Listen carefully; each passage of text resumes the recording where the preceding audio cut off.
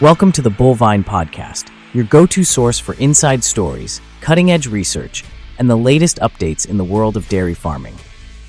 In our 156th episode, we discover how top dairy farmers are revolutionizing their operations in 2025 through three game-changing strategies.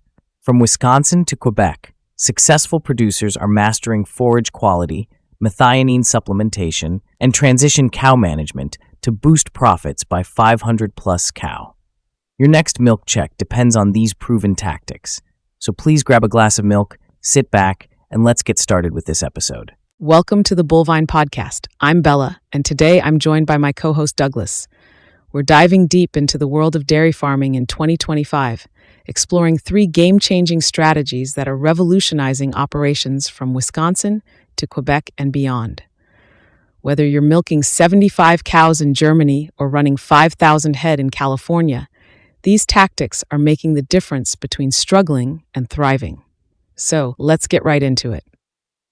Our first focus is on forage quality, a critical area that's often overlooked but can have a massive impact on your bottom line. Can you believe that 73% of farmers are missing the mark on dry matter content? According to the University of Wisconsin's latest research, this oversight is costing farmers $127 per cow every year. On a 500-cow dairy, that's enough to buy a new pickup truck. But here's the good news. Fixing this doesn't require a PhD in dairy science. It starts with getting the chop length right. For BMR, we're looking at 19 millimeters. Think of it like your morning coffee. Get it right, and everything will run better. Your cows will digest more, waste less, and reward you with better tank components. Now, let's talk about packing density. If you can sink your boot into that silage pile, you're literally stepping on dollar bills. The magic number is 16 pounds per cubic foot. Anything less, and you're watching 11% of your feed budget disappear faster than free donuts at a farm meeting. Let me break it down for you. If your packing density is less than 14 pounds per cubic foot, you're looking at an annual loss of $127 per cow. For a 500-cow herd, that's a staggering $63,500 down the drain. If you're in the 14 to 15-pound range, you're still losing $85 per cow annually, or $42,500 for that same 500-cow herd. But if you hit that sweet spot of 16 pounds or more per cubic foot, you slash those losses to just $31 per cow, or $15,500 for the herd. These numbers come straight from the University of Wisconsin's 2024 Silage Density Study, and they're a wake-up call for every dairy farmer out there. Now, let's move on to our second game changer, methionine supplementation. This amino acid is like a cow's essential building block.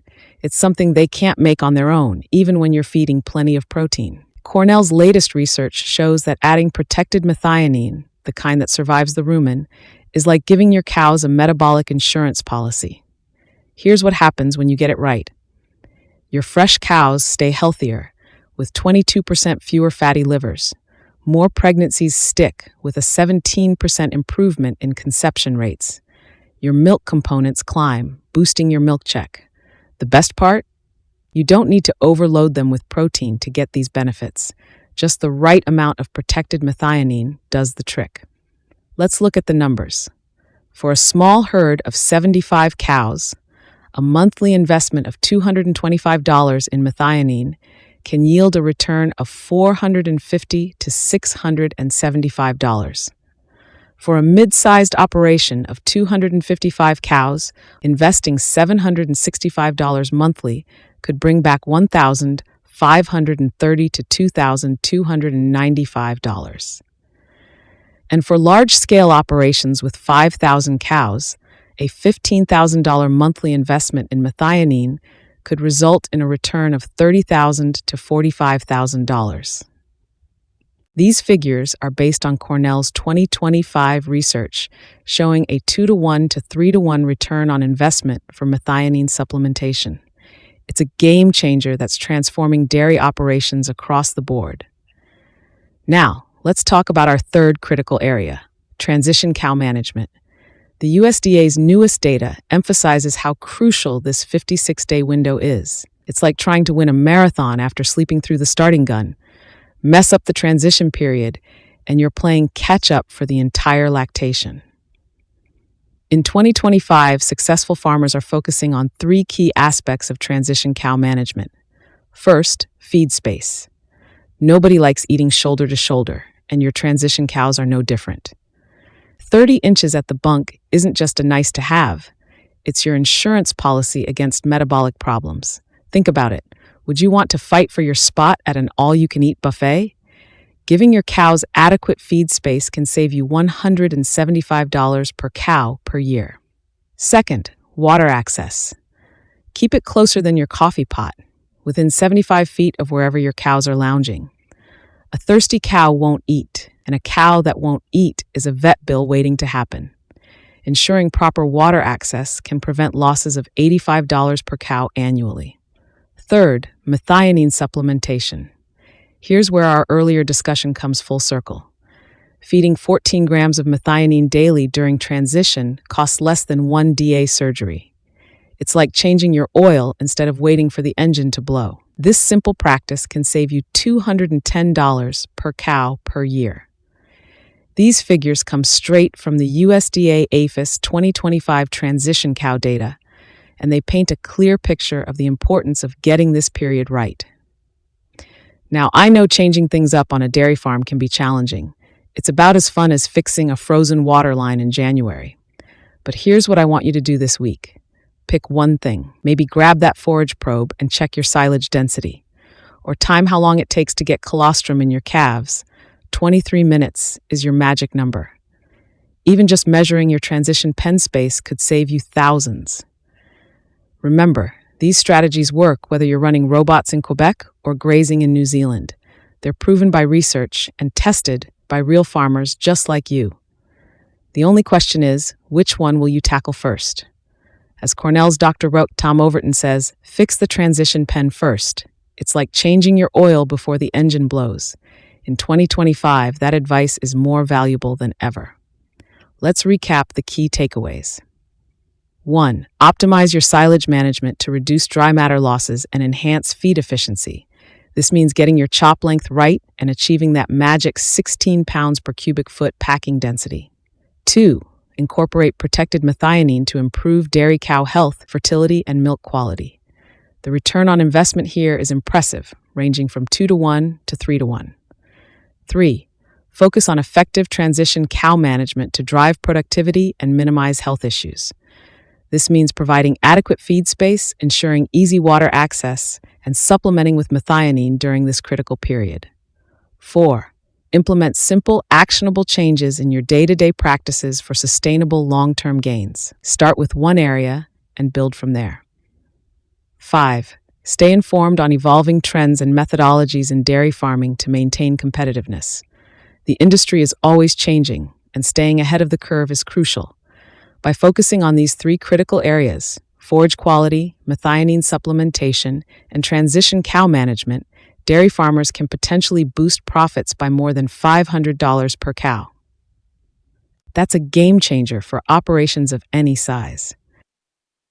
In conclusion, the dairy industry in 2025 is all about precision and efficiency. It's about making every dollar count and every cow perform at her best. Whether you're dealing with volatile milk prices, changing consumer preferences, or environmental regulations, these strategies give you the tools to not just survive, but thrive. Remember, your next milk check will tell you if you made the right choice. The clock's ticking, and the opportunity is there. Will you seize it? Thank you, Bella, for that comprehensive breakdown of the three critical areas separating profit from loss in dairy farming for 2025. Your insights on forage quality, methionine supplementation, and transition cow management are invaluable for our listeners. I'd like to add a few thoughts to wrap up our discussion. First, it's crucial to understand that these strategies are interconnected. Improving your forage quality will enhance the effectiveness of your methionine supplementation, which in turn will support better transition cow health. It's a synergistic approach that can truly transform your operation. Secondly, I want to emphasize the importance of data-driven decision-making. The research from the University of Wisconsin-Cornell and the USDA that Bella mentioned provides a solid foundation for these strategies. But don't stop there. Keep track of your own numbers, monitor your progress, and be ready to adjust your approach based on what you see in your herd. Lastly, remember that implementing these changes is an investment in your farm's future. Yes, there might be some upfront costs or challenges in changing established routines, but the potential return, both in terms of cow health and your bottom line, makes it well worth the effort. To our listeners, we encourage you to take action. Start small if you need to, but start somewhere. And don't hesitate to reach out to dairy nutrition experts, veterinarians, or even fellow farmers who have successfully implemented these strategies. The dairy community is known for its willingness to share knowledge and support one another. Thank you all for joining us on the Bullvine podcast. Here's to a profitable and productive 2025 for dairy farmers everywhere. Until next time, keep pushing for excellence in your herds and your operations. Thank you for tuning in to the Bullvine podcast. We hope you enjoyed today's insightful discussion. Don't forget to subscribe, share, and leave a review. Catch you next time on the Bullvine podcast, where bovine expertise and community come together.